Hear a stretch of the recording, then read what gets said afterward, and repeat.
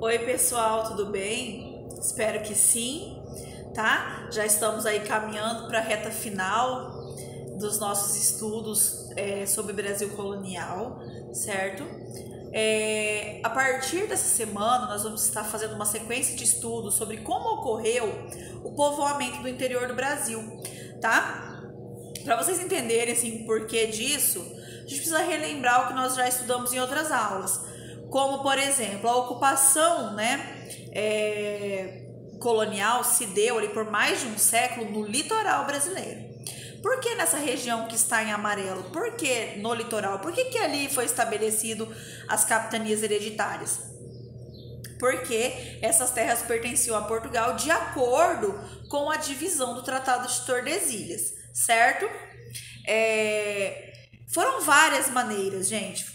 Ocorreram várias expedições que acabaram, rompendo ali com a linha de Tordesilhas e levaram a colonização para esse interior, para o oeste, para o norte do Brasil, para o sul do Brasil, tá? E entender as inúmeras maneiras pelas quais, os portugueses colonizaram essas outras regiões vai ser o tema das nossas aulas a partir de agora, certo?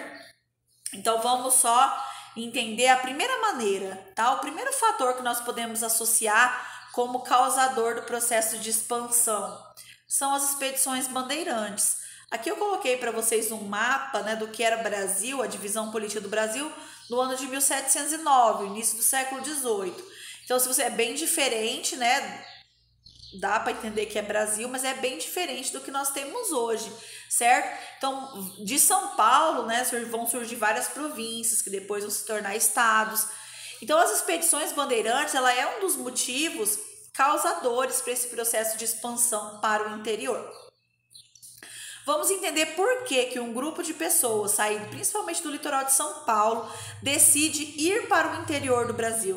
O que vai levar, quais os interesses vão motivar esse grupo de pessoas a fazer essas expedições?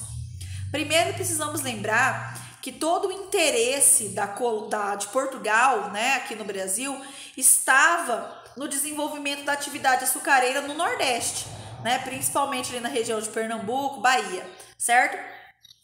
Então, gente, essa região ali mais do Sudeste brasileiro, ela começa a sofrer com falta de recursos, e completo abandono das autoridades portuguesas que não estavam interessadas, em uma região que não oferecia lucro imediato.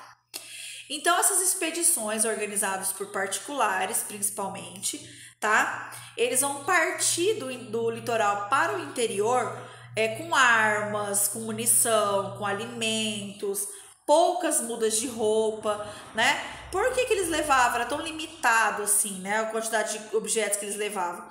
Porque essas expedições, gente, geralmente elas eram feitas a pé, tá? E nós vamos estudar formas ainda das rotas aqui mais pra frente.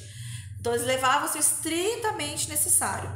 Algumas expedições, elas começam a levar sementes para plantar, fazer roças ali por onde eles passavam, certo? Eles começam a ter contatos com inúmeros povos indígenas que antes, estavam desconhecidos pela população do litoral. Vamos entender um pouquinho mais aqui, ó. Ali eu coloquei um mapa para vocês, do ladinho, em vermelho, as principais direções que seguiram essas expedições, tá? Então, ali para o norte, para o nordeste, para o centro-oeste, para o sul do Brasil. De maneira geral, o objetivo dessas expedições, desses paulistas, eram capturar indígena para o trabalho escravo, tá? Vai se fazer muito isso, vai aparecer ainda, a gente vai discutir mais essa questão do indígena com o bandeirante em outro momento, quando a gente estiver falando sobre as missões jesuíticas, tá? Esse contato ali do bandeirante com o indígena, essa captura, foi responsável por uma grande mortandade, desses indígenas que morriam com fome, maus tratos, doenças que não tinham resistência, metais preciosos ali, ouro, pratas, certo? E pedras preciosas e plantas medicinais, que também vai ser um assunto que nós vamos discutir um pouquinho mais quando a gente estiver falando sobre drogas do sertão, certo? Pessoal, essas rotas elas poderiam acontecer tanto, a pé, rotas terrestres, que geralmente as rotas terrestres, gente, ou eram caminhos abertos pelos próprios bandeirantes, que vai cortar e abrir trilha, ou seguia principalmente trilhas indígenas, já aberto no meio ali desse interiorzão do Brasil, tá? E também existiam as expedições por rios, eram chamados de as monções, né? Que eram expedições fluviais. Então essa parte preta aqui, essa linha preta, é uma rota que eles faziam a pé, tá? Essa parte pontilhada é uma rota que eles faziam por rio. Então observem ali, ó, saía de São Paulo pelo rio Tietê, né? Desciam aí, iam pelo rio Pardo, atravessava aqui muito próximo da nossa região, né? Ia pelo rio Taquari até chegar em Cuiabá. Mas afinal, eles queriam o que em Cuiabá, né? Os bandeirantes, gente, vai ser o grupo de pessoas que vai descobrir ouro no Brasil. Vai encontrar mesmo. Lembra que quando a gente estudou colonização, os portugueses eles não estavam muito interessados no Brasil, porque não encontraram ouro nem prata, né? Eles só vão encontrar isso, gente, agora no século XVIII. E quem é o responsável por encontrar esse ouro são essas expedições bandeirantes, tá? Que vai encontrar principalmente no Mato Grosso, né? Onde está Cuiabá, não tinha Mato Grosso ainda. E também na região que depois vai ser criado, né? O estado de Minas Gerais. Certo, pessoal? Então eles iam aí, buscavam esse ouro, aí vinha por rota de rio novamente até chegar em São Paulo. Eram rotas mais rápidas, né? Mas dependendo da região em que eles iam, não era possível fazer, né? Por água tinha que ser a pé. Pessoal, eu quero que vocês entendam, porque se eu tô falando de processo de expansão para o interior, o que tem a ver, né? Por que essas expedições bandeirantes têm alguma coisa a ver com o início da colonização no interior do Brasil? Quero que vocês entendam uma coisa. Essas rotas, gente, conforme as pessoas... Teve rotas, né? Como a rota de Raposo Tavares, que é a maior, ela chegou a percorrer no Brasil cerca de 12 mil quilômetros. Certo? Uma distância muito longa. Às vezes eles navegavam, né? Por cerca ali de 10, 12 quilômetros por dia, por rio também, né? As navegações das rotas fluviais, elas eram em cima de canoas, tipo canoas indígenas mesmo, não era embarcação, navio português, né? Por quê? Porque em muitas partes eles tinham que puxar essas canoas para poder atravessar ali, ou de um rio para o outro, né? Andar, percorrer um pedaço a pé para poder pegar outro rio, certo? Para explicar para vocês, eu vou dar um exemplo, né, aqui da formação do município de Camapuã, da cidade de Camapuã. Eu quero que vocês observem nesse mapa que ali onde está Camapuã tem uma linha mais retinha, né, que é chamada de Varadouro, certo? Varadouro é uma região que o rio ele é tão raso que não permite você navegar, então você tem que atravessar ele, tá? E esse Varadouro ele tinha cerca de 13 quilômetros.